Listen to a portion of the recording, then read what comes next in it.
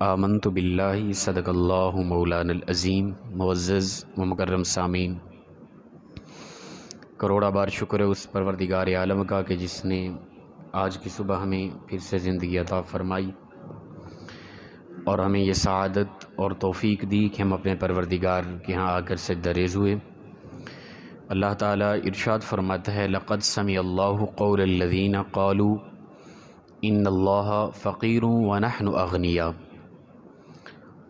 کہ البتہ تحقیق سن لیا اللہ نے ان لوگوں کے اس قول کو کہ کہا انہوں نے بے شک اللہ فقیر ہے، استغفر اللہ، ونحن اغنیاء، اور ہم غنی ہیں، مالدار ہیں۔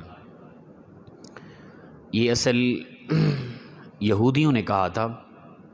آیت کریمہ نازل ہوئی، من ذا الذی یقرض اللہ قرضا حسنا۔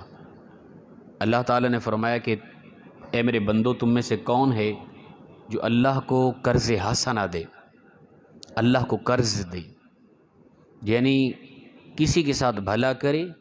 دراصل وہ اللہ کو قرض دے رہا ہے، اللہ اس کے متبادل کئی گنا بڑھا کے تمہیں آخرت میں اجر عطا کرے گا۔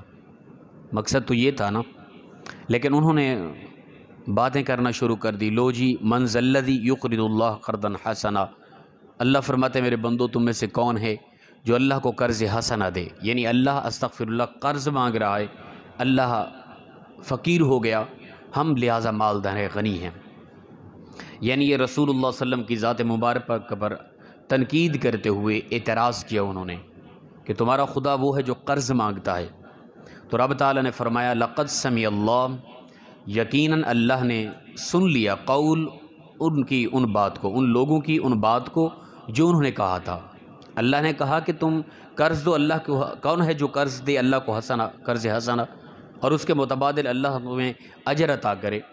یعنی اس کا مطلب تو یہ تھا کہ صدقہ و خیرات کرو، نیکی کرو، لوگوں کے ساتھ بھلا کرو، تو رب تعالیٰ اس کے متبادل تمہیں اجر عطا کرے گا۔ لیکن انہوں نے بات کو ایسا بنا دیا کہ رسول اللہ صلی اللہ علیہ وسلم پر تنقید کرتے ہوئے کہ تمہارا رب تو قرض مانگتا ہے، لہٰذا وہ فقیر ہوا، ہم مالدار ہوئے۔ تو اللہ فرماتا ہے اللہ نے ان کی اس بات کو سن لیا ہے۔ اب سننے کے بعد سنکتب ما قالوا، اللہ فرماتے ہیں ہم نے ان کی اس بات کو لکھ لیا۔ ٹھیک ہے نا، ہر بندے کی ہر بات کو لکھا جا رہا ہے۔ رب فرماتے ہم نے سنکتب ما قالوا، ہم نے ان کی اس بات کو لکھ لیا، وقتلہم الانبیاء بغیر حق، اور یہ یہود و نصارہ انہوں نے جو انبیاء کو ناحق قتل کیا۔ ایک تو یہ کہ یہ بات انہوں نے اللہ کو فقیر کہا، اپنے آپ کو مالدار غنی کہا، اور پھر انبیاء کو ناحق قتل کرتے رہے۔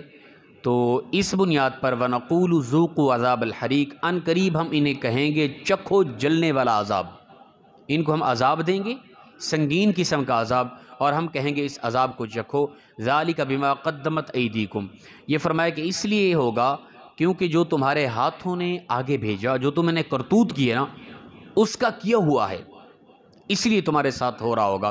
تو سنکتب ما قالوا، اللہ فرماتے ہم نے ان کے اس قول کو لکھ لیا ہے، خاص طور پہ ہائی لائٹ کر دیا ہم نے خاص، اور اس وجہ سے ان کی پکڑ ہوگی۔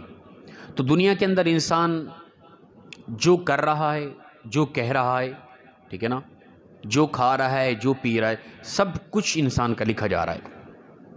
کرامن کاتبین، فرشتے کندھوں پر بیٹھے ہوئے ہیں، جس طرح عام مشہور ہے بات، وہ لکھ رہے ہیں انسان کے ہر لمحے کو، ہر گھڑی کو، ہر سیکنڈ کو لکھ رہے ہیں۔ بلکہ وہ قرآن پاک کے اندر آتا ہے نا، سورہ یاسین کے اندر، الیوم نختم علی افواہہم وتکلمنا ایدیہم وتشہد ارجلہم بما کانوا یکسبون، فرمایا کہ کل قیامت کے دن تمہارے منہ پر مہر لگا دی جائے گی، زبانیں بند کر دی جائیں گی، پھر انسان کے ہاتھ تکلم کریں گے، انسان کے یہ ہاتھ بولیں گے، گواہی دیں گے کہ اے پروردگار یہ انسان کیا کرتا رہا۔ تکلمنا ایدیہم وتشہد ارجلہم بما کانوا یکسبون، اور انسان کے پاؤں گواہی دیں گے کہ انسان کیا کسب کرتا رہا دنیا کے اندر، کیا کچھ پکڑا، کہاں پہ چلا، کن راہوں پہ چلتا رہا۔ انسان کی زبان نہیں بولے گی، اعضائے جسمانی انسان کے بولیں گے، ٹھیک ہے نا۔ اس وقت یہ سمجھیں کہ چار حوالے سے ہم ہر طرف سے ہم نظر میں ہیں۔ ایک تو سب سے پہلے کرامن کاتبین، فرشتے میرا اور آپ کا ہر قول فعل لکھ رہے ہیں، وہ میں اور آپ کس حالت میں ہیں، کس طبیعت میں ہیں، کس سوچ فکر میں ہیں، ٹھیک ہے، ہم کہیں نہیں وہ تو ہم گپ شپ میں مذاق میں تھے، دوستانہ ماحول تھا، ہم نے یہ بات کر دی، یا گالی گلوچ گپ شپ میں دیتے تھے، وہ بھی لکھا گیا۔ ایسا بالکل نہیں ہے کہ ہم کوئی خاص حالت میں ہیں اور وہ ہمیں معاف کر دیا جائے گا، وہ نہیں لکھا جائے گا۔ ہر ایک لمحے کی ہر ایک بات کو لکھا جاتا ہے۔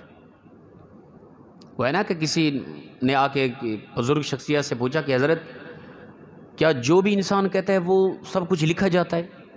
آپ نے فرمایا یہ بھی لکھا گیا ہے۔ ٹھیک ہے نا، یہ جو تو نے پوچھا ہے کہ حضرت کیا جو کچھ انسان بولتا ہے وہ لکھا جاتا ہے، یہ بھی تمہارا لکھا گیا ہے۔ کوئی ایسی بات نہیں ہوتی جو لکھی نہیں جاتی۔ لہٰذا ہماری طبیعتوں کے اندر ہے، جوان طبقہ بے لغام ہے، ایسی بیہودہ گفتگو دوستانہ ماحول کے اندر، نہیں پتہ ماں کا نہیں پتہ بہن کا، ایسی گالی گلوچ، عجیب تماشا لگا ہوتا ہے۔ اور وہ دوستانہ ماحول جو وہ ایک خوشی حاصل ہوتی ہے، دوستانہ ماحول ہوتا ہے۔ انسان کی زبان سے نکلا ہر لفظ فرشتے لکھ رہے ہیں، پھر قیامت کے دن پوچھا جائے گا انسان تجھے رب تعالیٰ نے مذاق کے لیے پیدا کیا تھا، یہ زبان اس لیے عطا کی تھی تاکہ تو اس طرح کی بیہودہ گفتگو کرتا رہے۔ اللہ کا ذکر کس قدر کیا، بیہودہ اور بے لغامی کس قدر تھی تیرے اندر۔ تو لہٰذا جب بھی بولے نا یہ سمجھ لیں کہ میرا وہ بول قیامت کے دن تمام امتوں کے سامنے، رسول اللہ صلی اللہ علیہ وسلم کے سامنے اوپن کیا جائے گا۔ تو وہ جو بول رہا ہوں کہیں شرمندگی تو نہیں ہوگی، یہ سوچ کر پھر بولیں۔ ہر ایک لفظ ہمارا بولا جا رہا ہے، لکھا جا رہا ہے۔ اور دوسرا یہ کہ ہمارے اعضائے جسمانی، ہم جو کچھ بھی کر رہے ہیں اعضاء کے ساتھ، ہمارے اعضائے جسمانی کل قیامت کے دن گواہی دیں گے۔ وَتُكَلِّمُنَا أَيْدِيهِمْ وَتَشْهَدُ أَرْجُلُهُمْ بِمَا كَانُوا يَكْسِبُونَ، جو کچھ بھی ہم کسب کرتے رہے اس کی گواہی قیامت کے دن یہ دو چیزیں ہوگی، ایک تو لکھا جا رہا ہے، دوسرا اعضائے جسمانی، تیسرا ہم زمین کے جس خطے پر جو کچھ بھی کر رہے ہیں وہ خطہ ہماری گواہی دے گا قیامت کے دن۔ اسی لیے فرماتے ہیں نا جہاں کہیں بھی ہو نا نماز پڑھا کریں، مختلف جگہوں پر نماز پڑھا کریں۔ جس طرح کہ فرض نماز ہو جانے کے بعد ہم جگہ کو تبدیل کر لیتے ہیں، ٹھیک ہے نا، جس جگہ پہ فرض پڑھے وہ جگہ تو گواہ ہو گئی نا، قیامت کے دن وہ جگہ گواہی دے گی، اے اللہ اس بندے نے مجھ پر تیری یہ عبادت کی تھی۔ اب جگہ بدل لی، نوافل سنت پڑھی تو وہ دوسری جگہ پھر گواہ ہو گئی، اس لیے ان جگہوں کو چینج کیا جاتا ہے۔ تو لہٰذا جتنا حد تک ہو سکے جہاں کہیں بھی ہیں، سیر کرنے کے لیے گئے ہیں، جنگلات میں ہیں، وہاں وقت ہو گیا نماز کا، وہاں پہ نماز پڑھیں، ٹھیک ہے نا۔ خاص خاص خطے آپ کی عبادت اور نیکی کی قیامت کے دن گواہی دیں۔ اور تیسری چیز یہ ہو گئی کہ زمین گواہ، چوتھا خود پروردگار ہر لمحہ ہر گھڑی ہر آن ہمیں دیکھ رہا ہے کہ انسان کیا کر رہا ہے۔ کوئی زندگی کا ایسا لمحہ نہیں ہوتا کہ جس لمحے میں اللہ کی نظر انسان سے ہٹ جائے، ہر لمحہ اللہ تعالیٰ دیکھ رہا ہے۔ تو جب بھی ہم کوئی ایسی حرکت کرنے لگیں جو احکام الہی کے خلاف ہے، اس وقت کریں جب ہمیں اللہ نہ دیکھ رہا ہو۔ وہ ایسا لمحہ انسان کی زندگی میں کبھی آنا ناممکن ہے۔ تو لہٰذا یہی سوچ لیا کریں کہ ہمارا اللہ ہمیں دیکھ رہا ہے، جس نے ہمیں پیدا کیا، جو ہماری سانسوں کا مالک ہے، جو ہمارے ہر لمحے کی زندگی کا مالک ہے، جو ایک لمحے کے اندر ہماری زندگی کو تہس نہس بھی کر سکتا ہے۔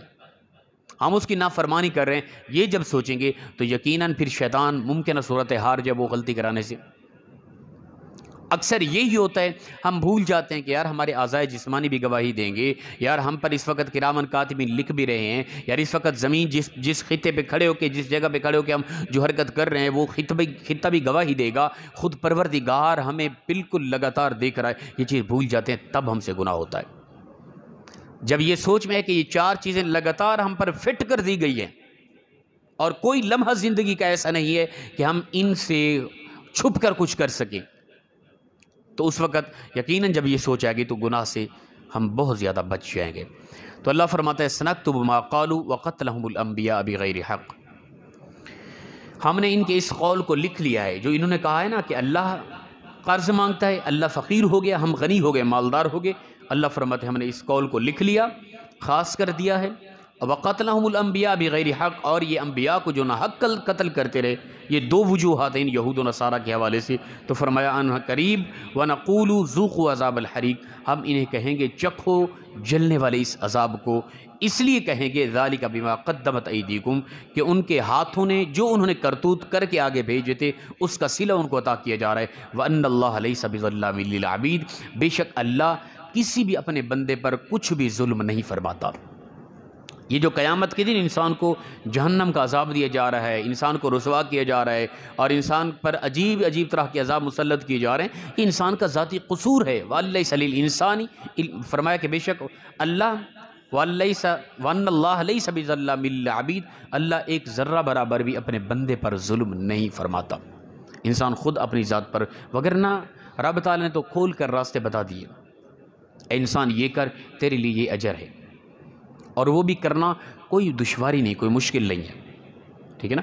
اپنے اندر سنجیدگی پیدا کر، نماز پڑھ 5 وقت کی، حسن اخلاق پیدا کر، قرآن کی تلاوت کر، سنجیدہ ہو جا، زبان کے اندر مٹھاس ہو، کسی کا حق نہ کھا، جو تمہیں اللہ عطا کر رہا ہے اس پر اللہ کو شکر ادا کرتا رہے، ناشکری نہ کر، ٹھیک ہے نا۔ تو یہ زندگی تیری خوبصورت ہے، اسلام کے مطابق چل، پھر آخرت میں تیرے لیے رب نے جنت تیار کر رکھی ہے۔ اگر ایسا نہیں کرے گا تو پھر آنے والے وقت میں تیرے لیے مشکلات ہیں، جہنم ہے، اور وہ قصور تیرا ذاتی ہوگا۔ اللہ نے تجھے عقل دیا، شعور دیا، علم دیا، ذہن دیا، سب کچھ عطا کرنے کے بعد تو ناداں بنا پھرے تو یہ تیرا ذاتی قصور ہے، اللہ کے اس میں کوئی قصور نہیں ہے۔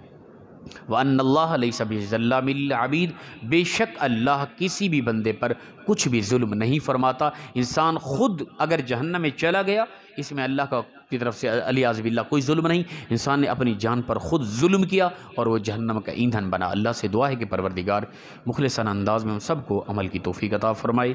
وآخر دعوانا الحمد للہ رب العالمین۔